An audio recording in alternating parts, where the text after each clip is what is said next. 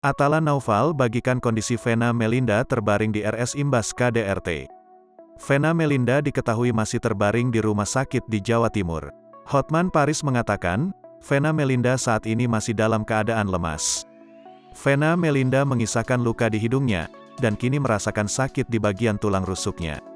Bahkan kini tulang rusuk Vena Melinda terasa sakit akibat KDRT yang diduga dilakukan suaminya, Ferry Irawan. Ibunda Verrel Bramasta tersebut membawa barang bukti, yakni handuk dan pakaian yang dikenakan ketika peristiwa tersebut terjadi. Kedua barang tersebut berlumuran darah. Bahkan kini beredar di media sosial yang memperlihatkan kondisi Vena Melinda usai diduga menjadi korban KDRT. Dalam foto yang beredar viral di media sosial, Vena Melinda tampak berlumuran darah. Kini Vena Melinda terbaring di rumah sakit usai diduga menjadi korban KDRT oleh suaminya, Ferry Irawan.